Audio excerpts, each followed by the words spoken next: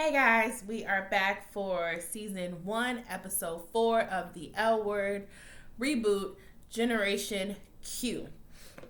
Don't forget to like, comment, and subscribe if you're watching the show, or if you haven't watched the show, or if you're catching up on the show. Like I'm kind of catching up. I'm pretty much caught up now, and this was a good episode, y'all. I'm gonna say it from here, and this episode opened my eyes to a lot of things because I had so many questions coming into the season just in general, and then as things were going on, and a lot of my questions, and I'm sure a lot of other people's questions who had questions, were answered as well. So from here, starts just the next day in the morning after. If you watched my last video on my recap review, Bet and Felicity are still a thing. It's the next morning and they in bed together, all rubbing and hugging on each other and whatnot. And Felicity is like, oh, what do you, they're talking. And she's like, what do you want for us? And Bet is still kind of standoffish because I'm like, Bet, you're running for fucking office. And this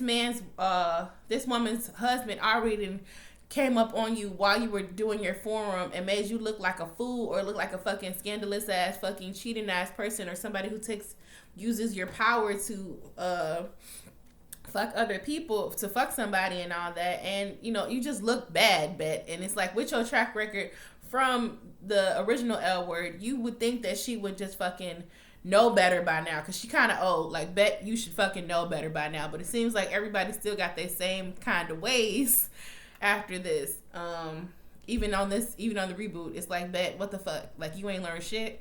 So apparently not. Whether or not. And then it turns out that Felicity has always had feelings and stuff for women, which, okay, that's her own shit that she needs to deal with. Bet, so are you the first girl she ever was with or what? Because I'm like, she's been married and she got kids and all that shit, but apparently she chose not to, or to hide who she really was, to go for the straight hetero lifestyle and marry this man or whatnot. Anyway, bump off of that. We see Shane, and she's having like, well, for one, I thought she was fucking some fine ass black girl or whatever, and then all of a sudden she wake up. I'm like, first I was like, oh, who is she fucking now? I'm like, damn, Shane, you so nasty. Thank goodness that like you can't catch nothing super horrible like through lesbian sex. You can't really, if you just, anyway, it's not like whatever. So whatever, and then she wakes up from her dream, and it turns out we see Finley and Minister Bay, because I guess they reconnected and are still hanging out, hooking up. And they're at Shane's house, obviously, because Finley has never left Shane's house. She got a room there, and it's pretty much free, and she kicking it. So her and Minister Bay, and them armpits with all the hair in them, which throws me off. And it turns out it's Shane's 40th birthday. I'm like, okay, Shane, look at you.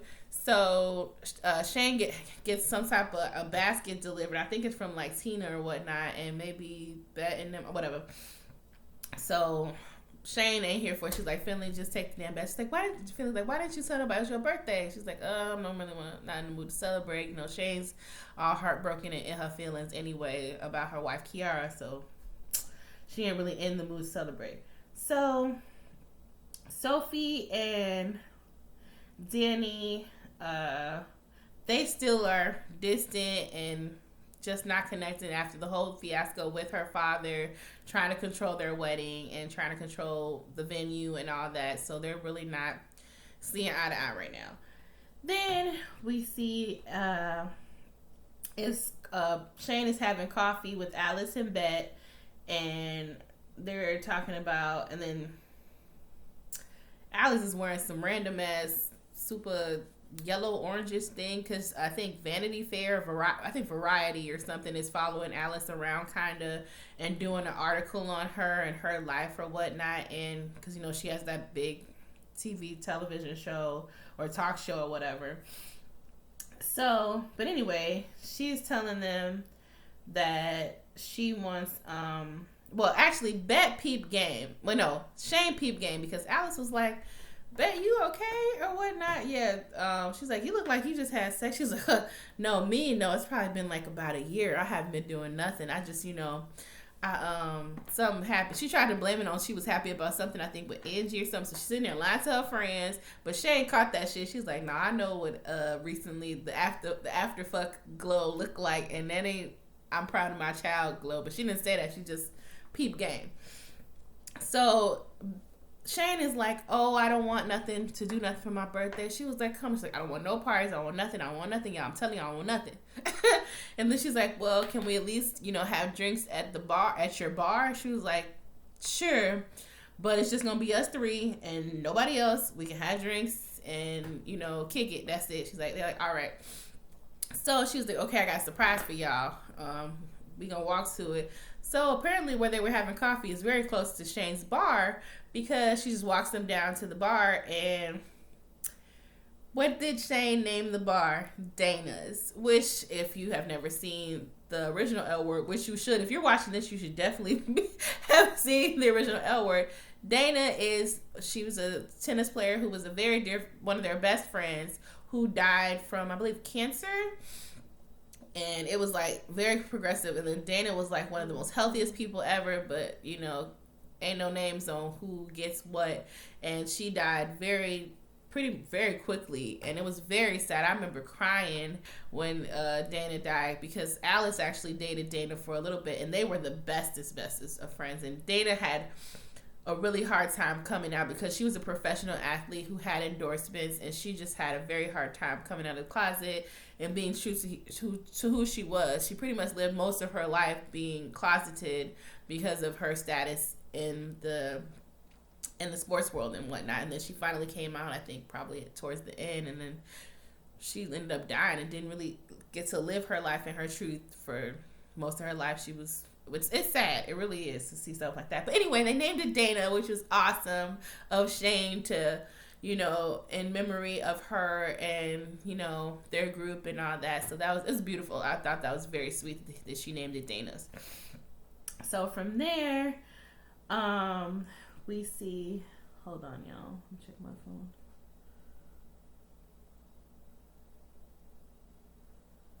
Okay. We see Shane goes into the bar, and she's talking to what's her name? Lena. And then I think she's talking to Lena. Shane XM. Oh, she's talking to both of them. And then you can she's talking to Lena and her girlfriend. I can't remember her name. I'm sorry.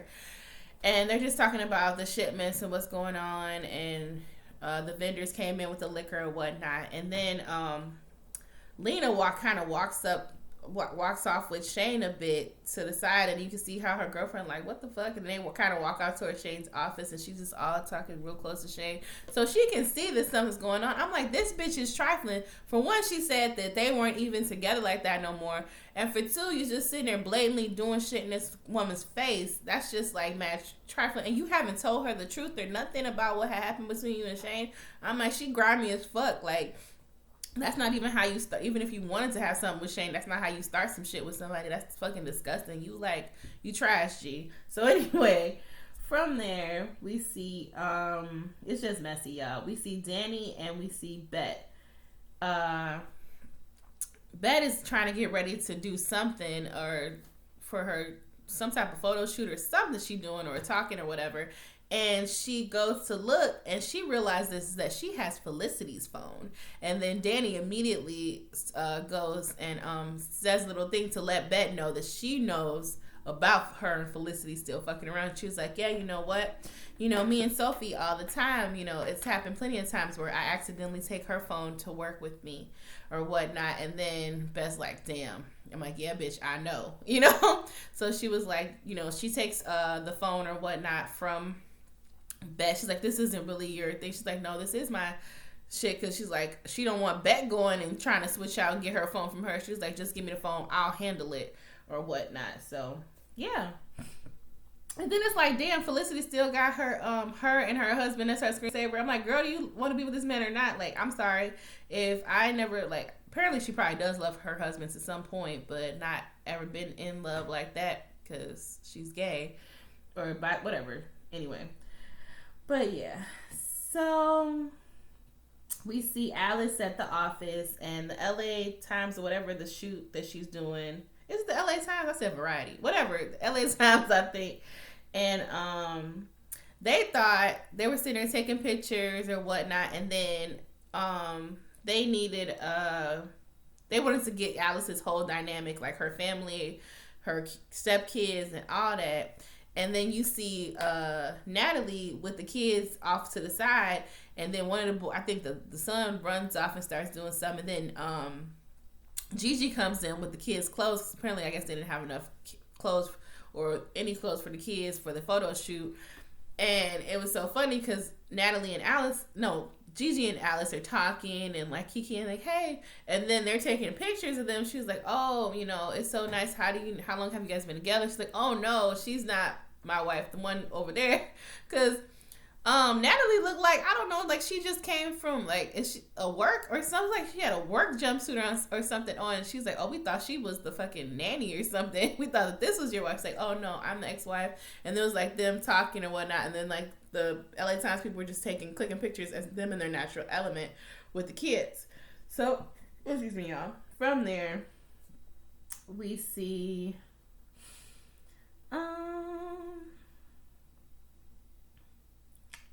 Felicity and Danny. Now, Danny is very serious about her and the campaign and all that, and she tells Felicity like, and then like, what are you doing? Like, this woman is running for office and you're a distraction. And she pretty much telling her like, you need to back off and y'all need to end this, because Bet can't have both. She can either have this this election and win. She can actually win. She's doing so well, or she can be with you. And she's sitting here trying to run and do good and all this and all that. But you're gonna be her downfall pretty much. But she kind of tells her to back off and all this and whatnot. She's like, well, I lost stuff too, and I lost my job, and people are looking at me every time because of the whole scandal and blah blah blah blah blah. She's like, yeah, okay, whatever, girl. But Bet still has a lot more to lose than you do at this point. You ain't running for office, girl, or whatnot. So she tells her not to say nothing to Bet, but girl, you need to end this. And then she like walks off after they switch the phones. So Alice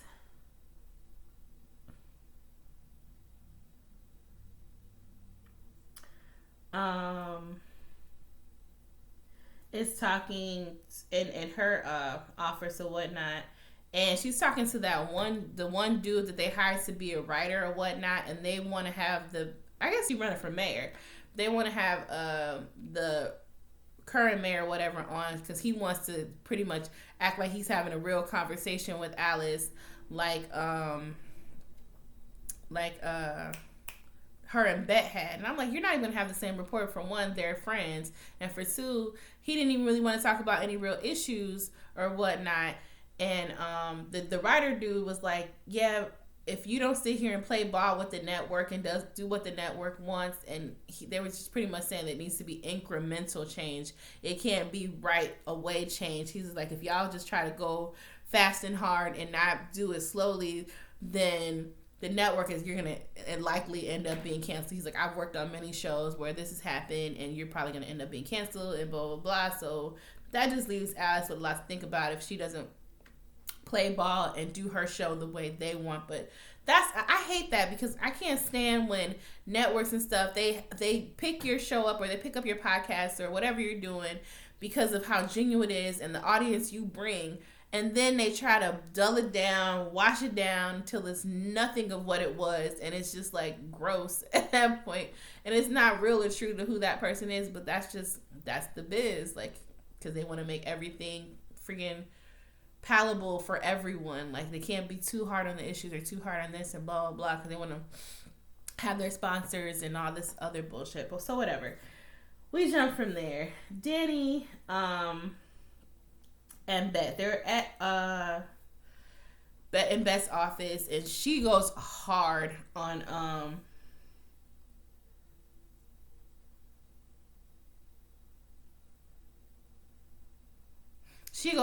Bet, and she was like, are you serious? Why would you do all this and risk everything just to be with this woman? What is going on? I left my family, my job with my dad and everything to be on your side. I was okay lying and, you know, scheming and doing that, but because I wasn't seeing everything clearly. But I'm sitting here, Danny's saying this, I'm sitting here working for you, and I'm just disgusted because I came over to this side because I believe in you so much, and I want to do something so great, and I believe that you are the person to do it. So why are you fucking this up so bad for yourself and all that without ending this like this? Like, why would you even run and all that? And then she was like, finally, we see, or we get to know, and I already said this if you watch the other recent in the my other review, because I was like, they kept brushing on why Beth's going so hard about opioids and all this. And then finally Beth says the reason why she's running is because of Kit. And I was like, where's Pam Grier? Remember I said that way before. And I'm like, where's Kit? Where's Kit? So it turns out Kit OD'd, died of a heroin overdose.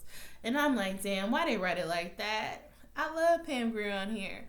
So Pam Grier's character Kit played Beth's sister, and they're writing it like she died of overdose or whatnot. And I know Kit, you know, did substance abuse and stuff or whatnot while she was on the show, but not to that extent. I think it seemed like she was just a alcoholic. I'm not going to go back and look, but I know Kit had some problems, and she was always kind of like the problem child, and Beth was always like the good one, and besides her being a lesbian, because her dad wasn't, you know, okay with that, but she was always the one that had it together, and she always picked up Kit, and Kit was a musician and all that, and then even Snoop Dogg was on the fucking show, did a song with her on there. Like, it was season, you know, the original L Word. It was good. I'm like, damn, why they kill her off like that? So she's like, the reason why she didn't want to let go of Felicity like that, because Felicity was there for her, held her hand through the whole ordeal when Kit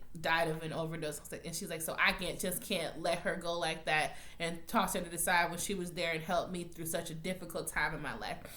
I'm like, I can understand y'all being close or whatnot, but you say you running for your sister, and she was the one that was there for you when your sister passed away. So she should be the one who really understands why you should be doing this and why y'all need to stop fucking with each other. Like, damn, it kind of just contradicts itself, because if she was the one that was there and saw how hurt you were and saw how much you wanted to do right by your sister, then she should really understand why y'all shouldn't be together, or at least until she gets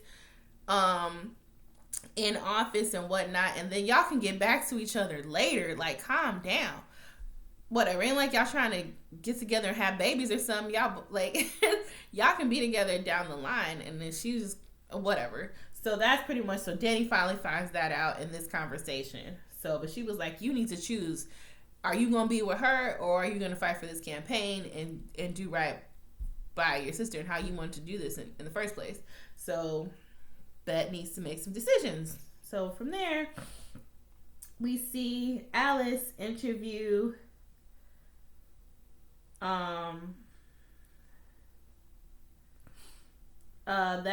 the current mayor, and talking about feminism, and then she goes over it just with him. I think she started off talking about some, do you think Harriet Tubman was a feminist? Do you think this person's a feminist? And then it all kind of circles around about feminists, and then he says that he doesn't think how are you going to sit there and talk about feminists, and then he tries to sit there and say stuff negative about, this is on Alice's show, about Beth Porter and how she, you know, the scandal with her and having sex with one of her employees, blah, blah, blah, this is this. And then she was like, well, Beth, you know, my friend, you know, Beth Porter at least fessed up to what she was doing, because at first she was trying to play it light and just talk to him about do what they told her to do. But that's just not Alice. Alice is going to always be herself, and Alice is going to speak her mind and whatnot. So she was like, no, Beth, she did make a mistake, and she owned up to it, and she said she's no longer doing it, and I believe her. I'm like, damn, Alice, you believe her, but Beth's still fucking that woman. Hopefully she'll end it now, goddamn. But yeah, so she kind of shuts him down, and he kind of looks like he's just kind of homophobic, or not really a feminist, because he's not a fucking feminist. He's just trying to say what he thinks is right just so he can get the woman vote or the LGBT whatever vote or whatnot. So yeah, so it can pretty much, his interview did not go well. Let's put it like that. So from there, I'm gonna jump to Danny and Sophie. This was a really good scene. Sophie's taking a bath, and again, they've kind of both been kind of distant. And then she gets in the bath with her or whatnot, and Sophie has always kind of said like, I don't Danny doesn't talk to her. Danny doesn't open up to her. When she shuts down, puts up a whole wall and doesn't open up to her about anything. Every time she needs to process something, she does it by herself. She doesn't talk to her and Danny. And Sophie's like, we're going to be together. Like, damn, I want her to open up to me. It can be really hard to deal with someone who is like that. And that's how they always been, to try to get them to change. I'm like, you didn't want to work on that before y'all decided to get married, but whatever. So they get in the bathtub or whatnot, or she gets in the bath with her. And then she asked Danny, like, why don't you talk to me and all that. And then in some way or another, she starts telling her, like, well, it turns out when Danny and Sophie got together, Sophie had a girlfriend, and she left her girlfriend to be with Danny. And then she was like, I don't know. She's like, you left her so easily to be with me. It just, I guess that's always been on the back of her mind. Like, how do I know that you won't leave me so easily as well? And then she goes on to say, like, well, I left her so easily because she wasn't you. And you're my person who I want to be with. And that's why, like, I mean, some people will do that. Like, people will be with in a relationship, and that relationship works and it's okay. But somebody who really freaking blows their mind comes out, and that they know that they wanted to be with, and the whole thing can change. And you leave that person that you were with. It's a fucked up reality, but that can happen. I've seen it happen in a lot of people or whatnot. And that just shows Danny's vulnerability. Like, because I thought she was just being standoffish, but I'm like, well, I could understand that too. I would kind of be in the back of my mind, because what do they say? The way you got them is the way you'll lose them. So, it could easily be like that. Like, she's thinking that. So then Sophie gets out of the bathtub, and then she goes and she gives her grandmother or great-grandmother's ring and whatnot. And she was like, I want to be with you and nobody but you, and I love you so much, and, they cool and all that. Then I think they start doing it. What else? Then we see Bet and Shane. Bet ends up talking to Shane or whatnot, and Shane fesses up. And then this is Bet and Shane. They're in the kitchen. I guess it's in Shane's kitchen hanging out, and Bet's cooking her dinner. And Shane fesses up and says that she fucked Lena, who is, the bartender or whatnot. She was like, Shane, I can't even judge you or blah, blah, blah, because Bet ends up confessing, and they're smoking weed. Since she ends up confessing that she was still fucking with Felicity. She's like, I knew it, I could tell, blah, blah, blah. So they're both just like shitty, and they're just talking and whatnot. And then Shane goes, and she's like, she just doesn't know what to do. And then she says that how she contacted Kiara or whatnot. And she's like, and I think this whole time the problem with Kiara is Kiara wanted children, and Shane did not. Shane didn't want to have nothing to do with having kids. She just wanted to be with Kiara, and that was it. And I guess that was, and I'm like, people, when y'all get with somebody, y'all need to realize or have those conversations early before you fall off head over heels for somebody. And then sometimes even that won't even work, because if you feel such a connection to someone, sometimes you can't help how deep you get in with that person, even if they do have different views from you. But at least try to spare yourself by asking these questions, these tough questions, a little bit earlier. Otherwise, you're going to be a rock in a hard place, and y'all got married. This girl want a baby, you don't, and then now y'all get breaking up. So then she goes and she gets the divorce papers, and she signs them or whatnot. And then Beth goes on to talk about the whole thing and Kit, and, they start reminiscing on all types of shit, and they have a little moment. And then she's like, oh shit, we gotta go, because we're supposed to be meeting up with Alice for your little to go have drinks with Alice at the bar. So turns out, which I kind of knew was gonna happen, she brings Bet brings Shane to the bar, and it's a whole bunch of people, surprise party. So everybody's just there. She's like, "Who the hell are these people on this?" She's like, "Some people we know," and then we just filled the guest list. You know, you tell somebody it's a party with free booze and shit, they gonna show up and show out. So everybody's having a good time, and I love this part that they put all of Shane's like pictures and all their old pictures of Dana, because the bar's called Dana's, of all their pictures when they were young, pretty much from Elwood's, the original. So they put all those pictures up, and it was really nice. So we see that happening, and then from here, everything's going good, and Danny comes and she walks up on Bet. I'm like, "Damn, Danny, you don't quit." She was like, "Oh, so did you make your decision of what you're gonna do?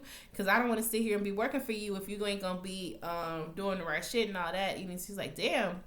I was like, "Damn, she really on her ass." So I'm hoping that this dynamic stays like that they're just being really good friends to each other, and it don't turn into anything else. Because I would hate for her to fuck up what her and Sophie has, and Bet to fuck up somebody else's relationship again. So she just Bet says that she's gonna pretty much end things with Felicity, and they end that at that. And she's like, "All right, I'll see you like tomorrow, whatever." And then she go off and party. So we see bartender Bae, Lena, and whatnot, and the other girl, her girlfriend. And then she sees all the stuff that how she was behaving with Shane, like when they were singing to Shane happy birthday and all the stuff. She's sitting there recording it on her phone and got the googly eyes at her. And then she asked her, she was like, "Is there something you want to tell me or whatnot?" She's like, "What you talking about?" She was like, "All right, is there something you want to tell me?" I don't know how she really worded it, but she was like, "Know that this isn't what broke us up. You cheating or whatever isn't what broke us up. It's this moment about how she's sitting there looking at her like she's stupid and lying to her about it. That's the fucked up part." And then she was like, "Yeah, you know," she finally admits it to her. And I'm like, "Ooh, girl, you just trifling." And then homegirl, she just walks away, because it's fucked up, because the way Lena sat there and said it to Shane, like they were like not even fucking with each other, how it was okay, and they were on their way out of the relationship anyway. But you know, motherfuckers just be lying just to make themselves feel better. And that girl was hurt because she ran and left out of the damn party and didn't come back.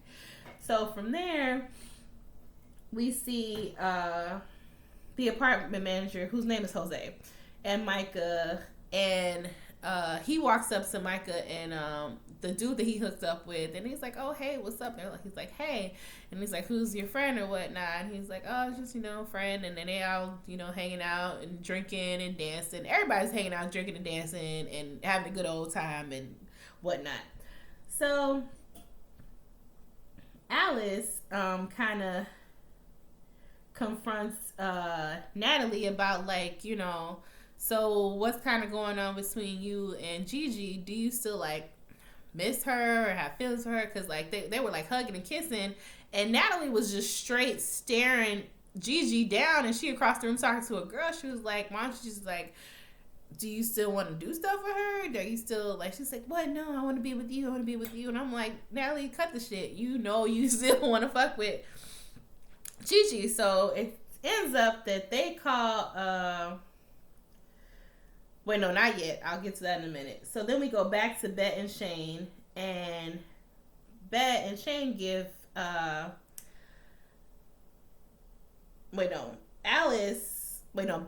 and Shane give Alice the picture of from the LA Times that's going to be on the cover, and they ended up picking a picture with everybody in it, included with her wife, and Gigi, the ex-wife, and all the kids. And it's just like showing how they have this great blended family, and they're just, you know how she's the queen of the queer world or some shit that they said for that or whatnot. So Alice is super happy or whatnot.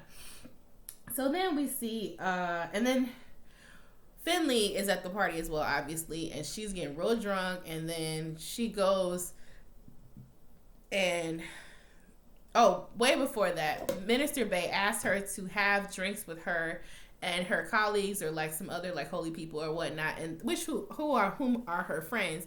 And she's like, oh, I already have this thing. I already said I would go to Shane's birthday party. She's like, okay, fine, don't worry about it. But she ends up coming over there, showing up fucking totally wasted, drunk as shit, rides a little bike over there, that stolen bike she stole from whatever girl she was talking to. And then she knocks on the door. She's like, hey, what's up? She's like, hey, I just wanted to come over here and tell you, I was having a problem with you, being the whole priest thing. But it turns out, you're not really a priest. And that's so it's okay that we're together and all this. And I love you. And then from when she said that you're not a priest, homegirl was like, do you understand what you're saying? Like, what are you saying? Like, what? She's kind of downplaying what this girl devotion and all that is, because I guess she feels like since she's out there sleeping with her or doing whatever, that qualifies her less of being like a priest or whatever. So she's like, you understand how hurtful what you're saying is, but there's no point in talking to this girl right now because she's really fucking drunk. So, but she was like, oh, I just want you to know that I love you and all this other stuff. I want you to know I love you. And then she was like, I think you should leave. And she's like, no, whatever. And she's like, no, you need to go. And so Finley, she's like, you sure you want me to call you an Uber and stuff? She's like, no, it's fine. I'll just walk my bike or whatever, blah, blah. So Finley just walks off with her bike. Because I'm like, girl, you going over to tell that girl you sloppy, nasty drunk. Finley just really drinks too much. I mean, I should be the last person to tell somebody, but like, she really be drinking too much and going and just put her foot in her mouth and all that stuff. So then we go back to Alice, Natalie, and Gigi. So they call Gigi over to them. And they are like, kind of like, hey, I'm just happy that everybody's getting along and all that. So that turns into like, so how about we all for real get along? And they proposition a threesome and everybody's down for it. And they go off into one of them offices or something and just get it all the way on. And I was like, what the fuck? And I was like, wow. And I was like, I don't know if it's going to bite somebody in the ass at the end, or if this was what Natalie always wanted anyway. And because Gigi was immediately going down and eat that thing and all that stuff, and I was just like, what?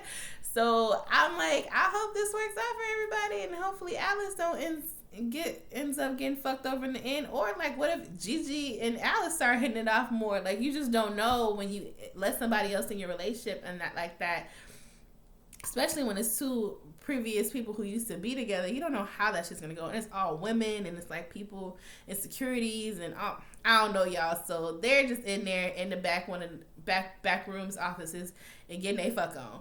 So I'm like, well, okay, I'm here for it. So from there, and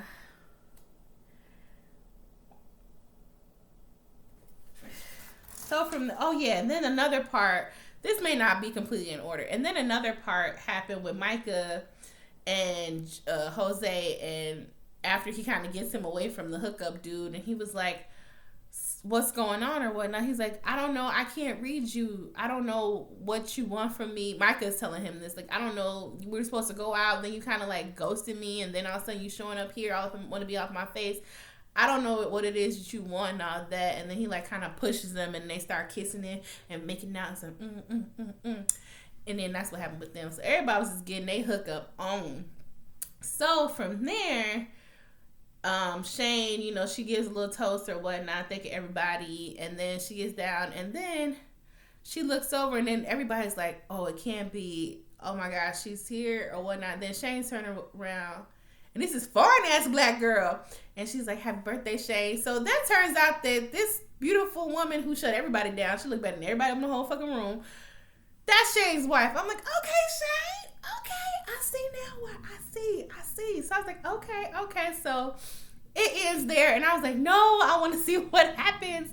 But then after that, that's just how the episode ends. And then we go off to episode 5 after that, and I will be posting that probably today or tomorrow, and then we'll finally be all caught up, and I'll try to get us caught up before the next episode comes out next week. Again, don't forget to like, comment, and subscribe. Do y'all think what y'all think gonna happen with Shane and her wife? What y'all think gonna happen with Lena? Like, it's getting good, y'all. Like, I guess now since we're kind of towards, I don't know how many episodes are for they ordered for the first season. I didn't look, but now I guess we're probably like halfway through the season, and I'm feeling it because at first I was like, nah, but it's getting really good, especially after episode 5. I was like, oh, okay. I ain't gonna put no spoilers in this one. You just have to watch the next video that I put up for the review. Anyway, I will see y'all later. Have a good one. Peace.